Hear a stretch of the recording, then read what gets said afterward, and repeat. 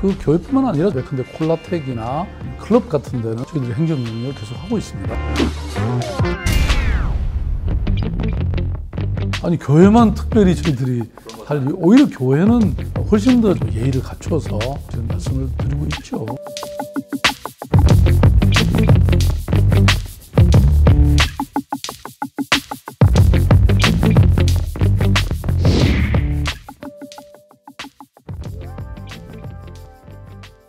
사실 이번 이제 코로나 바이러스는 이게 집단 감염이 가장 우려됐죠. 그래서 사실은 병원이라든지 모인 요양 시설이라든지 콜센터라든지 말하자면 이 집단적인 밀접 접촉이 이루어지는 모든 곳에서 우리가 있었기 때문에 그러니까 교회도 이제 예배를 보려면 사람들이 많이 모여 있게 되고 밀접 접촉이 이루어지기 때문에 좀 자제해 주십시오라고 사실 다른 시설 기관에 마찬가지로 그렇게 말씀을 드렸고요. 사실 뭐 대부분의 교회가 굉장히 협력을 해주셨습니다. 서울의 경우에 이제 이런 우려가 있어서 예장 합동, 예장 통합, 그 다음에 성결교단의 기독교 장로회, 예장 백석, 성공회, 구세군, 예장 개혁. 근데 다들 그냥 흔쾌히 지금 뭐 서울시가 하는 일이라면 당연히 돕겠다 이렇게 말씀하셨고요. 그 순복음교회에 이용훈 목사님한테 전화를 드렸더니 4,000개의 이 작은 교회를 돕겠다 이렇게 말씀을 하셨어요. 그래서 저는 사실 감명을 굉장히 받았습니다. 그냥 또 협력하겠다는 게 아니라 더 나아가서 그 작은 교회들의 어떤 어려움도 함께 해결하겠다 이런 말씀까지 주셨죠. 네.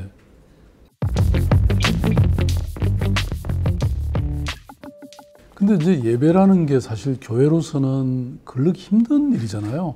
그러니까 어떤 신앙의 가장 중요한 기회인데 그걸 사실 일방적으로 우리가 문을 닫아라 이렇게 말씀드리기 사실 굉장히 힘들죠. 근데 또 온라인으로 바로 전환하기가 어려운 것도 있고 혹시 안 되더라도 이런 방역의 수칙은 좀 지켜달라.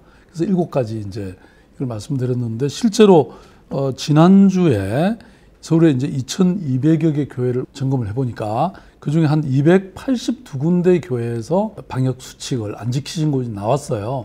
근데 이제 대부분은 다 저희들이 지적하니까 당연히 협력하겠다 그래서 다 시행이 됐고 딱 한 교회가 못하겠다 그랬습니다. 그러니까 뭐 예를 들어 조금 띄엄띄엄 2m 간격으로 좀 앉아주십시오라든지 마스크를 좀 써주십시오라든지 이런 걸 안 할 뿐만 아니라 심지어 그 점검 나온 공무원들 막 욕설도 하고 그런 교회가 있었는데 그게 바로 사랑제일교회라는 곳입니다. 그래서 저는 뭐 교회의 어떤 이념 이런 게 문제가 아니고 공동체의 또 안전을 시민의 안전을 지키는 일이기도 하니까 좀 노력은 해주셔야 되는데 아예 그걸 안 하셔서 우리가 행정명령을 내린 겁니다. 그분들도 대한민국 국민이고 서울 시민인데 지난번에 그렇게 우리가 행정명령을 했지만 그냥 잘 따라주시지 않을까 이런 생각을 하고 있고요. 아주 오래 또 진행되는 건 아니고 저희들이 2주간 특별히 요청을 드렸거든요. 이른바 사회적 그 거리두기. 그 기간 동안만 좀 협력해 주시면 아마도 우리가 잘 코로나 바이러스를 진정시킬 수 있지 않을까 이렇게 생각하니까요.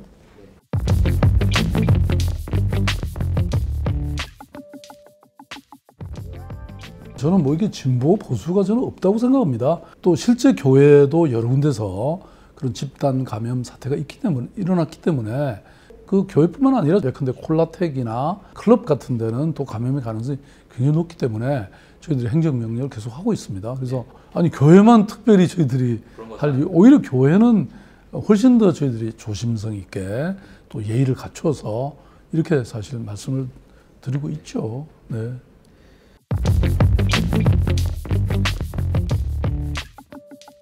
뭐 우리 국민 모두가 잘 아시다시피 대한민국에서 코로나 바이러스가 급격히 확산된 데는 신천지 교회 영향이 컸죠. 대구 경북을 중심으로 엄청 확산이 됐잖아요. 지금 거의 5,000명이 넘는 신천지교 교인들이 감염이 됐단 말이에요. 그리고 뭐 신천지 교인만 감염된 게 아니라 전국에 이게 확산이 되는 아주 큰 미쳤는데 사실은 이 과정에서 협력하기는커녕 누락시키거나 은폐시키거나 제대로 공유를 안 해줬기 때문에 이런 결과가 빚어졌죠.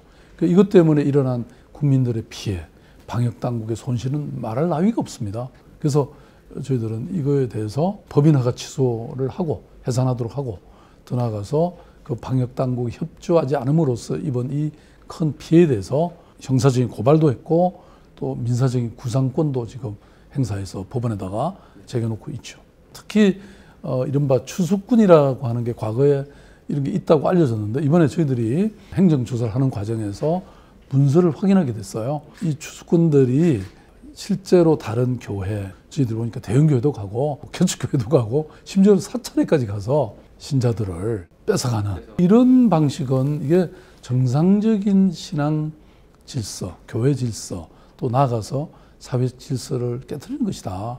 그리고 그 과정에서 뭐 청년들을 접근해서 재산까지 헌납하게 하고 가정을 파괴하고 이건 반사회적인 것이죠. 세 가지 그 문건이 특별히 있었는데요. 첫째는 보고해라. 특전대라는 이름으로 12개 지파에다가 이 특전대의 활동 상황을 보고해라. 이런 문건이 있었고요. 그 다음에 실제로 거기에 따라서 서울에 있던 한 지파가 그래서 어떤 교회에 누가 가서 어떤 활동을 했다. 어떤 목사 사모님을 만나서 뭐 이런 대화를 나눴다. 심지어는 뭐 조기 축구회를 가서 이렇게 사귀었다. 이런 걸 일상적으로 보고하는 그런 문건이 나왔고요. 이만희 총회장이 이 특전대 활동을 격려하고 거기 특정 종단을 점령해야 된다. 장악해야 된다. 이런 표현까지 있었죠. 그래서 그런 걸로 보면 정상적인 그런 종교라고 보기 어려운 거 아닙니까? 신천지교가 또 이 법인이 전교의 방식이나 여러 가지 이 행태에 있어서 어떤 정상적인 종교가 아니고 반사회적인, 반공익적인 파렴치한 세력이다. 이렇게 볼 수밖에 없었습니다. 이번 그 코로나19의 예방과 또 확산 방지를 위해서 교회가 협력해 주신 것에 대해서 저는 정말 감사의 말씀을 드리고요. 사실 뭐 예배라는 것이 얼마나 소중한 행사고 교회에서는 필수불가결하게 요망되는 그런 행사인데 사실 이 코로나라는 것이 결국은 밀접 접촉을 방지해야 확실히 예방되는 것이기 때문에 불가피하게 저희들이 중단해달라, 온라인 예배로 돌려달라 이런 말씀도 참 쉽지 않은 건 잘 알고 있습니다. 그렇지만 대한민국의 또 서울의 대부분의 교단과 교회가 잘 협력해 주셔서 저는 이번 코로나 바이러스가 조기에 종식시킬 수 있다고 생각합니다. 조금만 더 참아주시고 협력해 주시면 반드시 우리가 이 위기를, 이 고난을 극복할 수 있을 거라고 생각합니다. 함께 해주셨으면 좋겠습니다. 감사합니다.